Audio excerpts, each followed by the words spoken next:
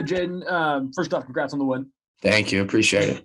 It seemed that in the second half, you guys as an offense just completely found that rhythm, found that flow. You yourself had one of your best days as a Coug, 399 yards, 3 TDs. Did you feel there was something that shifted in the second half? Was there something you were seeing differently that kind of allowed that momentum and that flow to kind of come into play? I mean, if I was to take like a look at the first and the second half, we just finished when we got chances to get score in the red zone. We came in at halftime. We told each other, you know what, we're going down the field. We're going down. We're just not punching it in. So when we get the chances to, we got to punch stuff in. And we did the second half. And also we had big plays that helped us score. Joey's touchdown and then Travell's like his pass that he caught and took all the way. So, I mean, all in all, it was just really good execution in the second half. You just were sacked only once today. Can you just talk about the play of your offensive line? Oh, amazing. I don't even put that sack on them. That was on me. And then lastly, just kind of looking at the defensive side of things, George Hicks comes up with a big interception, comes up with the game-saving tackle. Can you just talk kind of about the plays he made and kind of that dog mentality that he seems to have to come up with those critical plays at critical times? I mean, George is another old head on our defense. He knows what needs to be done, what needs to be like done. I mean, when he made that play, it was sparked energy from the defense and the offense. So, I mean, offensively, we know we can count on our defense every game. They showed up every game. Offensively, we just didn't. In the second half, I mean, I feel like we did this game. So, I mean, it spoke for itself. Great. Thanks, Jayden. Congrats on the win. Thank you. The next question is going to be Dale Grummert, Lewiston Tribune. Go ahead, Dale.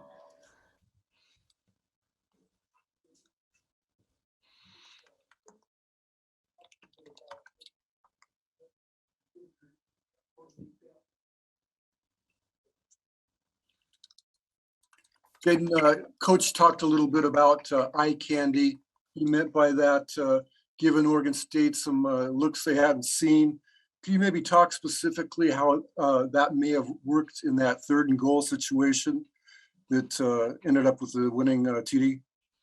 I mean, we work on a lot of stuff that we ain't even put out there yet. So, I mean, it's just patience. When the time comes, we're going to throw stuff out there. So, I mean, we just put the trust in the coach then for them to call it in the right scenario. So, has that play in particular been on the ready for a while? No comment. Thanks, Jayden. Jayden, next question is going to be Colton Clark, Spokesman Review. Hey, Jayden, I was just wondering if you could talk a little bit about your guys' mindset offensively. Does that feel like it's kind of been a steady progression as the year's gone on? And we kind of saw it today in the second half with being able to convert more third downs and score in the red zone. Is that something that just kind of comes with your guys' confidence in this offense a little bit?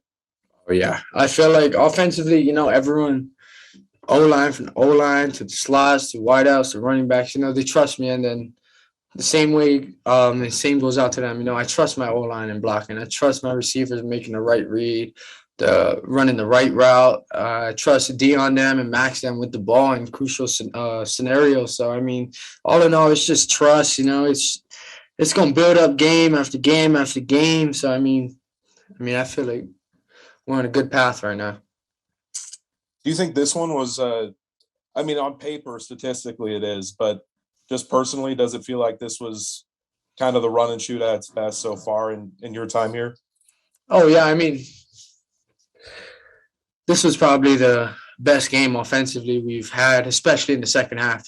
I felt like the second half we kind of did our thing. We opened up the offense, but I mean, we still got way more we can do, way more we left out on the field that we can. What is that called? Build on, we can score. So come back next week and get ready for next game. Thank you. Okay, next question is going to be John Blanchette, Spokesman Review. Jayden, you mentioned the explosive plays, and those kind of have been lacking in the early weeks of the season. What popped them today? I mean, it was bound to happen, I mean, everyone's always been tackled by one guy by the shoelace. I told him, hey, just be patient. Time's gonna come where you're gonna break that tackle, and we just gonna see who's fast and who's not fast. And we seen it today. What about the success? And I know they didn't result in touchdowns, but late in the second quarter, you guys went to a lot of empty backfield things. It seemed like it loosened up their box a little bit in the second half. There wasn't so much six men in the box, a little more five, and you could run against it. Did that really loosen things up? Oh yeah, it did. I mean, we got 5 guys that you got to try and guard, and I'm pretty sure there's no team out there that can guard all 5 guys. I mean, no disrespect to anybody. There's some good teams out there in our division, but I mean, we just got 5 guys that can win one-on-one matchups, and our O-line can block. They really can block. So just got to get the ball out to the playmakers and let them do their thing. Thank you. We have time for a couple more. Next one, Brenna Green, Spokane TV. Hey, Jayden. There's been a lot of talk about the second half and how it hasn't been so friendly to your team this season. How did it feel to kind of shake off that boogeyman today?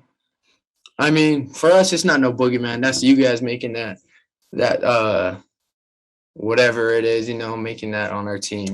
We know what we can do as a team, as a whole. So all the outside stuff, we don't pay attention to that stuff. So did it feel good to score in the second half, though, considering that has been a difficult spot for you guys? I mean, it always feels good to score, so.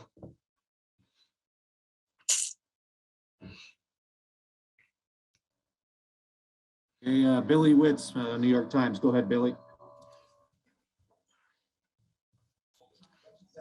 Yeah, hi, Jayden. Coach Rolovich was just speaking about just kind of the attention with the vaccine and him, that it's just been it's been difficult for everybody, and he said it's been an incredible stress, players included. And I'm just wondering if you can speak to the players' perspective of what kind of what this issue's been like, and just the maybe discussions that you've got to have had amongst each other. And Okay, I got you. I mean, I kind of been waiting to speak on this topic for a while now. Players, we have no issue with Coach Rolo. We have no issue with any of our coaches. We respect their decisions. I mean, I feel like it's just, the guys covering us, it's just they trying to dig a hole on our Cougar football team. And it's like, I thought you guys are supposed to be supporting us, and you guys over here trying to take out our head guy, draw all of these he's a bad guy on our team. He's the reason why we lost and stuff. And that's not it. It's just offensively, we wasn't executing on stuff. And it showed like, okay, we came to play a game. So all in all, we have no problem with Rolo. I respect him. I love him. I love him to death. I'd do anything for him. So. Have you expressed that to him? Oh, yeah. They know. Our whole team respects him. So. In some ways, I guess, do you think in some ways it's been something that's brought people together? Sometimes friction goes both ways. So, I mean, there's probably friction outside of our team. We don't pay attention to that kind of stuff. That's you guys. That's your guys' perspective. You guys ain't coming in early in the morning to come practice and sacrifice with us. You guys ain't coming in to listen to meetings and stuff. So, I mean, we know what we got to do inside as a team. So.